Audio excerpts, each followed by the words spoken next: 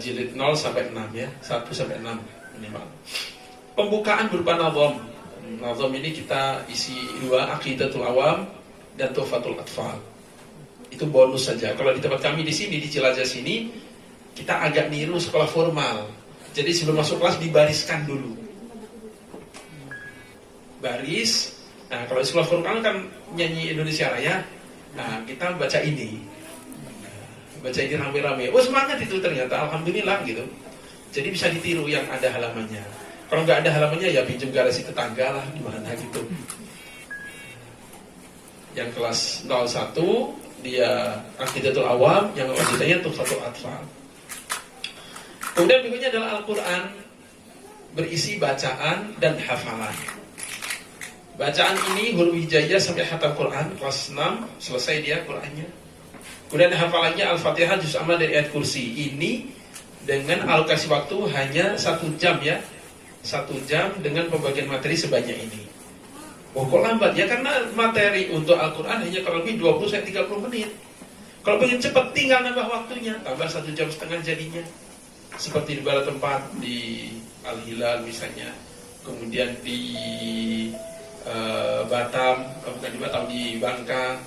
Ada beberapa tahun yang mereka sudah bisa melebihkan waktunya, ya akhirnya hafalan juga bisa cepat karena melebihkan waktunya tadi. Ini dengan porsi waktu minimal. Kenapa diambil sedikit? Sebab target kita bagaimana diniat bisa diterapkan mulai di kampung gunung seperti kita di sini sampai di kota yang metropolitan yang sibuk, sehingga orang nggak punya alasan lagi untuk nggak belajar. Alasan klasik, nggak ada waktu. Tapi untuk les bahasa Inggris ada, les matematika ada, bahkan les nari ada. Padahal nggak tahu kapan kepakainya itu nanti juga. Les piano, les biola, les macam-macam. Begitu agama nggak punya waktu. Ya udah kita tawarkan, masa sih 1 jam nggak punya? Belajar apa 1 jam? Nah ini 1 jam, gitu.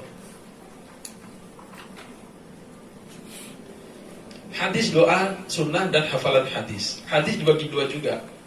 Semester pertama doa sunnah, 45 doa sehari-hari, 18 sunnah sehari-hari, dari kelas 1 sampai kelas 6. Kemudian hadisnya, hafalan hadis, 50 hadis. Tematik keimanan, ibadah, muamalah, muasyarah, dan akhlak. Akidah fikih. Akidah, 5 kali utama, kalimat thayyibah, syahadat, istighfar, dan sebagainya. Kemudian rukun iman, sholat sempurna, bacaannya, gerakannya, kemudian tambah sholat Jumat, sholat musafir, praktek sholat dengan pengawasan ustaz. Asmaul husna, biasa fikih, masalah setelah sholat, bersuci, juga pengetahuan singkat mengenai puasa, zakat, dan haji. Ini kita mengenal materinya. Kemudian pendidikan Islam. Pengetahuan Islam berisi 110 tanya jawab seputar Islam, tokoh Islam, dan tempat-tempat bersejarah. Sebab tadi anak-anak kita kadang ya orang tuanya juga, karena makin minimnya pendidikan Islam, makin kurang menariknya mungkin kalau dibandingkan hiburan itu, konten-konten yang berisi pengetahuan, akhirnya makin jauh dari agamanya sendiri. Kadang ditanya tentang tokoh gak tahu itu siapa. Pernah iseng-iseng ada anak SMP itu, Dek, kenal gak Umar? Umar tahu lah. Siapa? Nama jalan di sini. Bukan. Umar tokoh. Gak tahu, pokoknya itu nama jalan tuh. Ada Umar Wiradi Kusuma apa itu. Masya Allah, orang yang namanya menggetarkan Eropa, ini orang Islam sendiri gak tahu. Kan ironi banget gitu. Coba tanya dia tentang, misalnya masih kecil tanya tentang Doraemon, itu insya Allah tahu itu. Atau agak besar sedikit tanya tentang siapa? Halilintar itu siapa itu? Itu tahu juga itu. Tanya tentang Umar nggak tahu coba. Ya Allah. Terus mau dibawa kemana anak-anak kita? Ya jangan kan orang yang alhamdulillah kita dikasih kesolehan lah dengan kadar tertentu. Yang jahat aja kalau ditanya pengen anaknya soleh gitu. Tapi kalau hari-hari yang didengar dan dilihat yang tidak soleh, gimana bisa jadi soleh? Kemudian pidato, doa, dan sirah nabawiyah. Nah ini juga sangat-sangat ironi. Sangat-sangat ironi. Tapi dalam hadis saya bacakan tadi, adibu auladakum ala thalathi khisal. ajarkan ada pada anak-anak kalian dengan 3 perkara saja.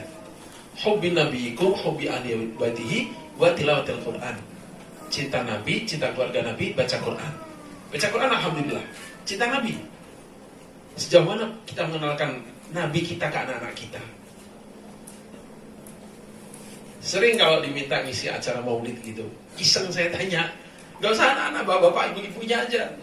Coba bapak ibu-ibu putra putri Nabi berapa jumlahnya, siapa namanya? Wah, itu kalau yang hadir 200 paling yang jawab hanya 1, itu pun kadang salah. Ya kan ironi banget gitu. Tanya idolanya siapa? Nabi. Di akhirat yang dapat syafaat siapa? Nabi. Keluarga Nabi hafal. Agak lupa, padahal bukan agak lupa, emang gak tahu gitu. Cuman gengsi, gak tahu itu.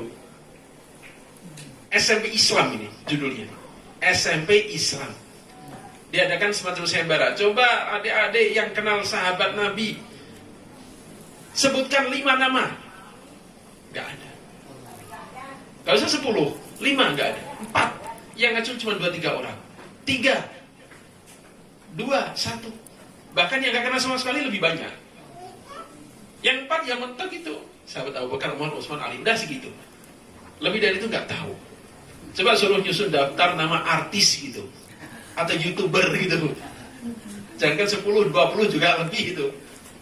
Kan ironi gitu. Dikubur ditanya tentang Nabi, di mahsyar minta syafaat Nabi, di dunia diajak kenalan dengan Nabi, yang kenalin juga gak bisa juga. Ya Allah. Nah, maka kita berusaha untuk memecahkan ini. Ada pelajaran sirah, kemudian agama yang mudah, berisi tentang syarah hadis yang di depan tadi disyarahkan dengan bahasa yang mudah. Kemudian bahasa Arab kita pengenalan saja, hitungan, benda, kemudian sehari-hari. Kemudian baca tulis Arab, Melayu, Jawi. Ini memang materi terakhir ini agak idealis memang. Kalau tanya gunanya apa, untuk baca apa, memang kalau di Pulau Jawa ini agak susah mau dipakai apa itu.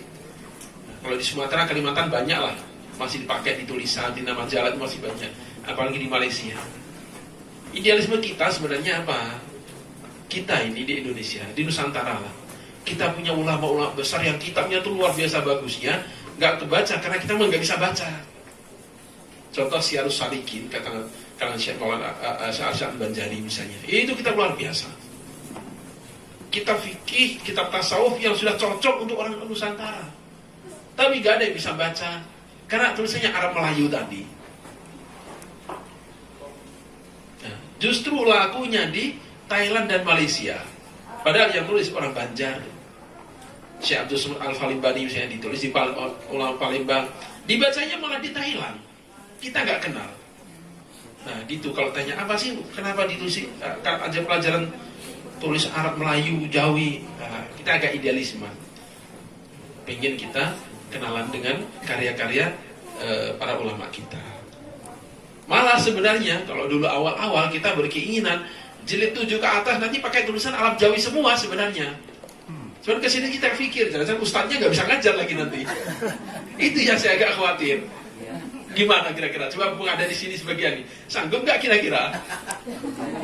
Loh, ini tertawanya tertawa seneng atau tertawa agak ketakutan nih?